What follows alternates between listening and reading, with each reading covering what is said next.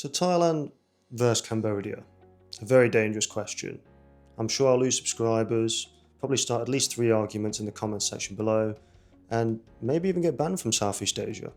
Because apparently asking this question, of which is better, is like asking a parent who their favourite child is, if their children are both really good at street food and mildly chaotic traffic, that is. So on one side you have Thailand, the land of smiles, islands, iced coffee and a 7-Eleven every 6 feet. And many tourists who somehow made mango sticky rice a personality trait.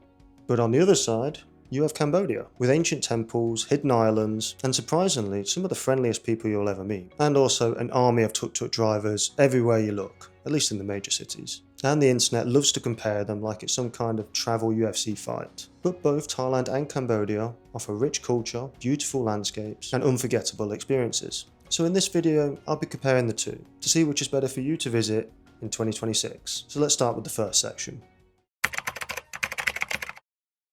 So the first section I'm going to cover is cost of travel. Because if you're travelling on a budget, Cambodia will usually win. I mean, accommodation is cheaper, food is super affordable, and tours are budget friendly. But Thailand is still affordable when it comes to the west, for example, of course. But in more rural areas, it will be cheaper. But the more touristy spots mean higher prices, and if you want to do any major tourist attractions or tours, it's going to cost you an arm and a leg nowadays.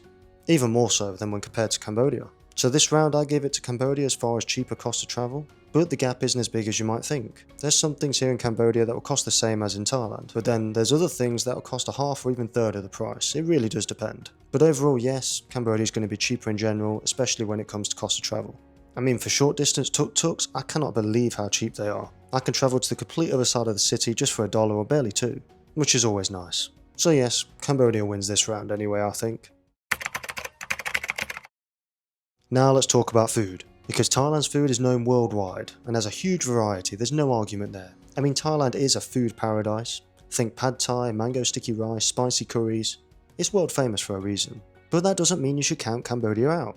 It is more subtle, less spicy, more herbal, with dishes like beef lok lak, which has become one of my favourite dishes while living here. And because there's less Western food options, I've actually been eating more like a local, so I've been trying a lot more new foods. And there's not many meals I haven't enjoyed, I'll be honest. But if you're a foodie, Thailand might just steal your heart. It might have the best food culture in the world, so it's going to be hard to beat that. I mean, I'm going to have to give it to Thailand this round, mostly because of the huge variety. I could get anything in Thailand, whatever cravings I had.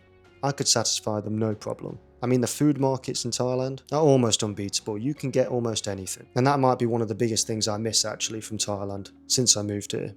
Going to that food market every evening and picking anything to eat for dinner, I was really spoilt for choice. So Thailand wins this round. Now on to things to do. Starting with Thailand, aka the land of just one more night. I mean, Thailand is basically where your wallet goes to fight for its life. You start by saying I'll stay just for 3 days, suddenly it's been 3 weeks, and by the time you've blinked, it's been 3 months. You can explore Bangkok where the traffic moves slower than your life decisions, visit floating markets, giant temples, and malls so big, they honestly need their own postcode. Then there's Phuket, Krabi, where the beaches look like your desktop wallpaper, and everyone somehow looks better than you in swimwear. Well, nearly everyone anyway. Plus Thailand invented the full moon party, proof that humans will dance anywhere if you add neon paint. As far as things to do, Thailand's got that covered. We all know that. But now, on to Cambodia. The king of wait, why is this so beautiful? Cambodia feels like the underrated friend who quietly turns out to be the coolest person in the group. First off, Angkor Wat, it's ancient, massive, and makes your gym progress look irrelevant. You'll take a few hundred photos and still fail to capture how epic and spectacular it looks. Phnom Penh gives you the history, culture, and enough tuk-tuk rides to make you question your spine alignment. That's if you're above the average height, because that'll make you like a giant here. Trust me. Then there's the islands, Koh Rong, where the beaches are so peaceful, you start considering quitting your job and becoming a coconut farmer.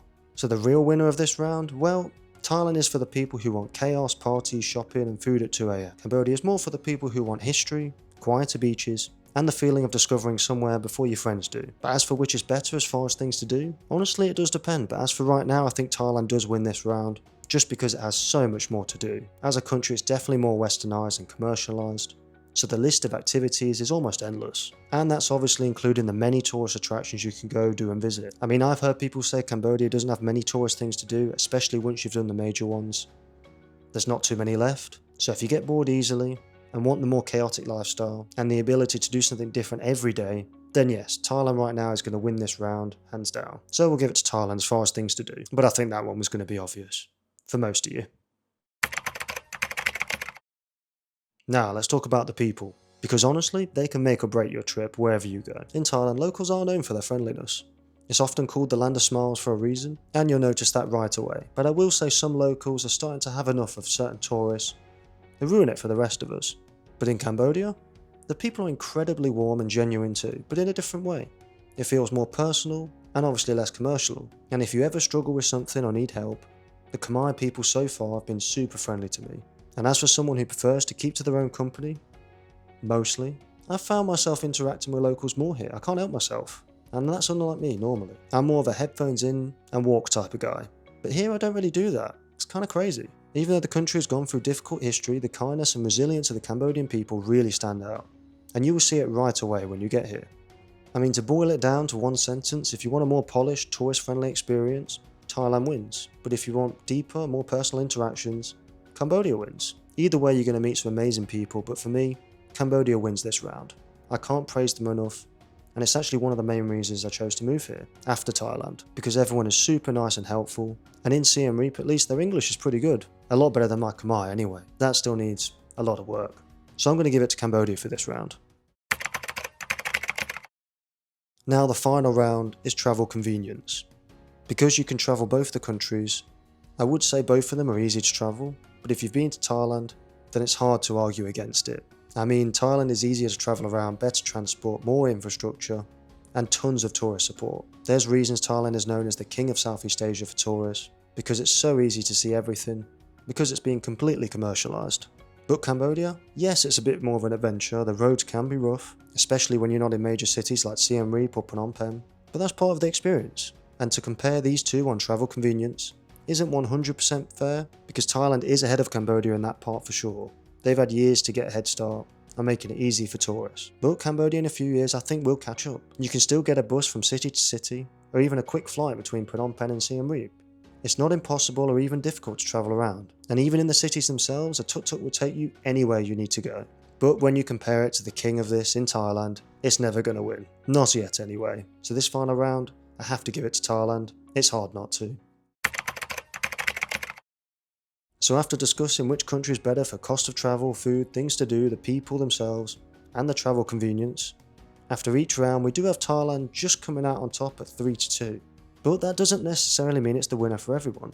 I still think it depends on what you want and what you're looking for. Because Thailand is like that friend who says, trust me, this will be fun, and 5 hours later you're eating street food at 2 AM, wearing elephant pants, and the whole tourist outfit that you didn't plan on buying to begin with. And then Cambodia is like the quiet friend who doesn't say much, but then casually takes you to one of the most beautiful places on earth that changes your entire personality.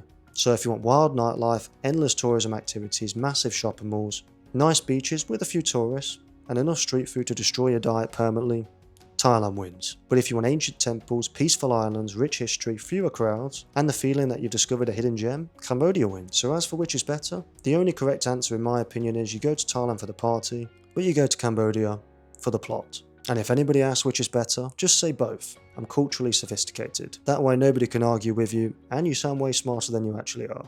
So I do honestly think it comes down to what you're looking for at the end of the day, because although these countries are neighbours, they do have their differences, and they'll both give you a unique experience, that's for sure. So I'm sure you guys can let me know which one wins for you in the comment section below. But that's it for today's video. If you enjoyed, make sure to leave a like, and as always, I'll see you guys in the next video.